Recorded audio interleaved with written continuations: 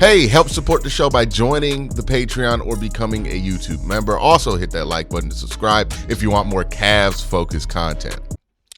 One thing I've noticed about this Cavs team is they seem to be at their best when they're playing really intense defense.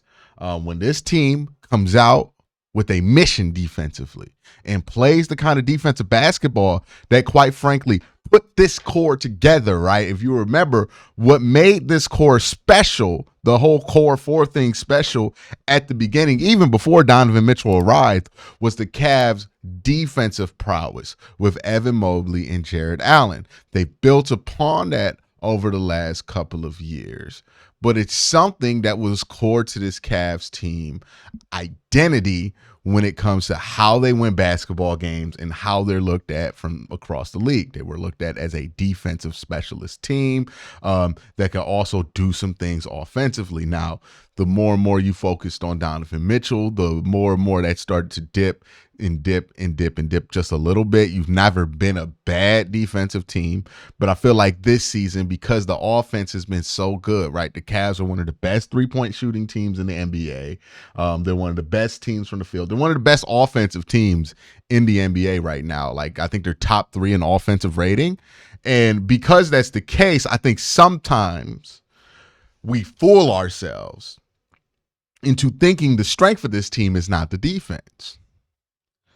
And when we get away from that, like the Cavs did in the third quarter, I don't think we play our best basketball. If we play winning basketball, we can win when we play like that.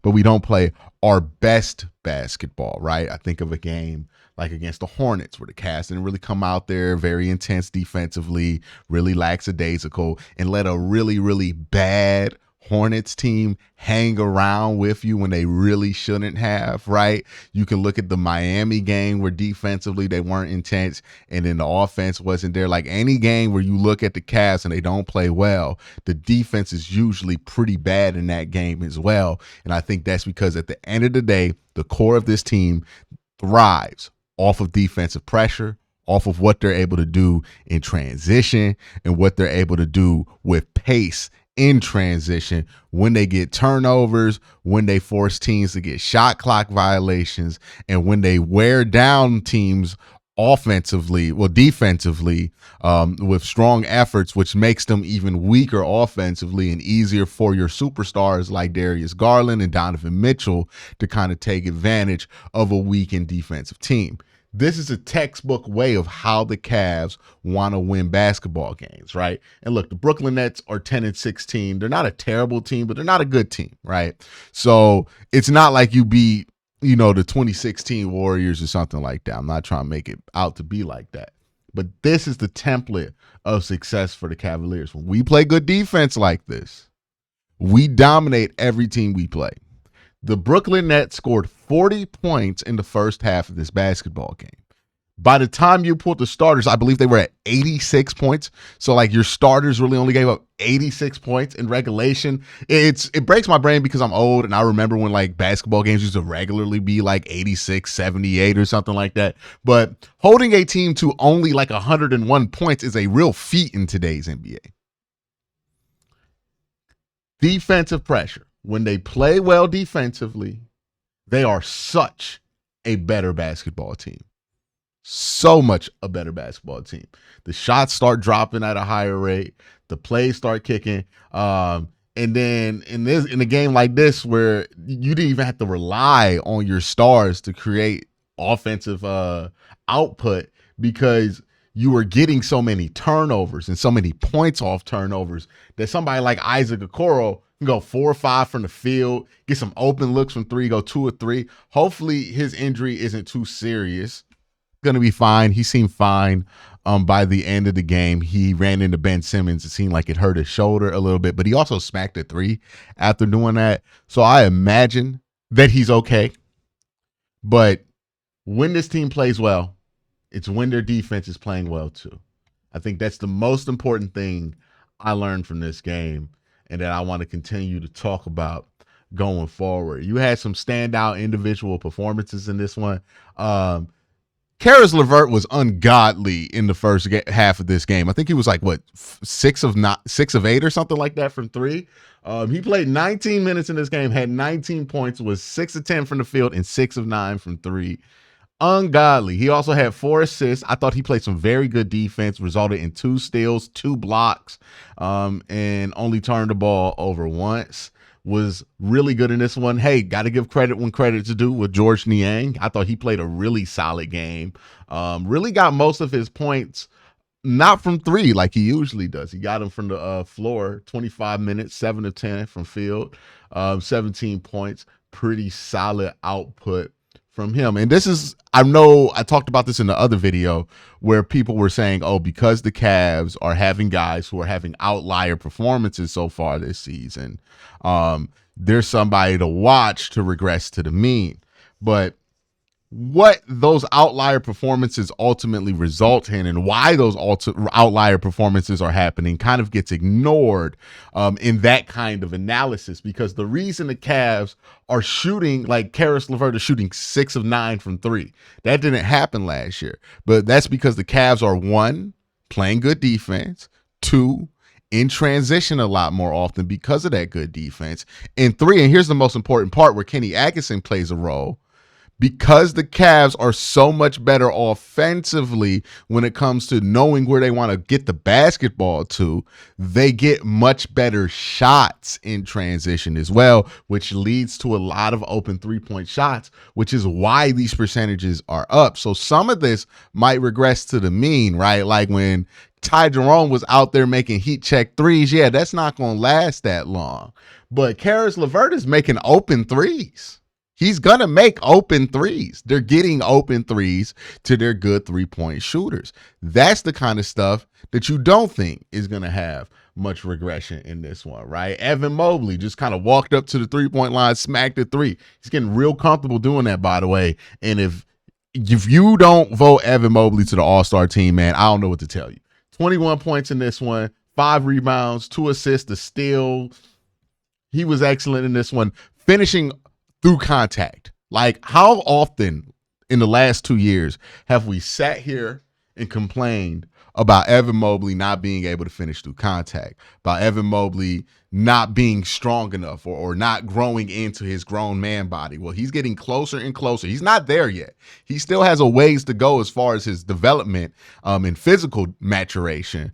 But you could just see it. He's much bigger than he was his rookie year, and he's finishing through that contact. And I think what's more important than him getting bigger is he's getting confident in his physical presence. And he's just saying, you know what? Somebody's dragging my jersey down. I'm still going to finish this dunk, right? He's finishing with more authority, more aggression. He's playing with more aggression. And the more you see an aggressive Evan Mobley, the better the player is going to be overall. And now you're talking about somebody who can provide excellent defense, all NBA defensive player of the year caliber defense at the 4 position. And he's a 4 who can do things like guard threes, sometimes even guard guards. Like, he's a 5-player defender at the 4 position, which allows you to do all kind of stuff with him defensively, which is rare enough as it is. Players make whole careers, very lucrative careers, off of just being that. Now he has a 3-point shot. Now he can reliably get you 20. Now he's finishing at the rim consistently, and he can facilitate and dribble the ball and pass and shoot. Ceiling is the roof for Evan Mobley, man. The ceiling is the roof for Evan Mobley. I get excited in this one watching Evan, because I'm like, okay, it's really starting to come together and it's starting to stick and it's consistent with them. Now, this next game Friday is going to be a big test, right? They play the Milwaukee Bucks. It's not going up against Dorian Finney-Smith or Cam Johnson, so it's going to be a little bit different for Evan, but I want to see that same intensity and I want to see that same defensive focus from this Cavs team, because right out the gate versus Brooklyn, what they decided today was that they were going to play really good defense, that they were going to be hell on wheels for the Brooklyn Nets, and that caused them to dominate this game. They started slow in this one. They were down 7-0 or 9-0 to to begin this game, and they just locked in defensively. And once they locked in defensively, it was over for the Brooklyn Nets. That's what this Cavs team is at their core. When they played a good defense, right, against the Celtics the first time, when they came back from 30, what did they lock in on? Defense. They just locked in on defense. When they beat the Celtics, what did they do? They locked in on defense. The Cavs' most impressive performances have been when they have locked in on defense and let the offense come to them naturally. They can do a lot on offense. They can make a ton of shots on offense. They have a lot of talent on offense. But at the end of the day, the Cavs are a defensive-focused team, and they need to make sure that they maintain that. Kenny Atkinson also, I think, gets a lot of credit for how the Cavs came out, because this is a game where the Cavs finally had time to practice in between, right? The Cavs are finally not having to play every other night, which means that they're not practicing. They're doing a lot of shooting rounds, but they're not practicing. Now they're practicing, and you can see that they came out crisp. The offense looks so much crisper today, right? The passes were cleaner. The direction of where the ball was going was a lot more intentional. There were less turnovers by the offense. Just really smooth operation, kind of back to where they were at the beginning of the season when they were operating super smooth on offense. That's the kind of stuff that you saw today, and they're going to have practice time in between this game and the Milwaukee Bucks, and then Christmas is going to happen. They're going to get even more practice time. Like, this Cavs team, because they played so many games at the beginning of the season in such a little time, they're going to get more practice time down the stretch, and I think that's going to be important, because I think we also forget that Kenny Atkinson, this is his first year as a head coach for the Cavs, and his impact has been so immediate and so impressive and so early that I think we forget about that. But that's also something that needs to take time to come in. Like, you're going to want the All-Star break. You're going to want time for the Cavs to kind of practice and gel and get to the next level of this offense. And hopefully by the time that we do get to the playoffs, the Cavs are as polished offensively as they have the potential to be defensively. This Cavs team, they have it all in front of them. They're a very talented unit, and they're super young. And the fun thing about this Cavs team is that you don't really have a ton of hardcore expectations, right? They didn't trade the farm to win a championship this year. They're just a team that's on pace to win 70 games that you didn't even expect them to be this good. So if you're a Cavs fan, like, honest to God, enjoy it. Don't get caught up in championship or bust expectations for this team. If a championship happens for this group, awesome. Right? Like, legitimately awesome. If it doesn't, okay. But don't get too caught up in that, and just enjoy what you're seeing here, because the Cavs are playing excellent basketball, and we have never seen this in Cleveland in this millennium, at least, without LeBron James being on the team. And I think that's something to enjoy, because, I mean, this team has the potential to win well over 60 games.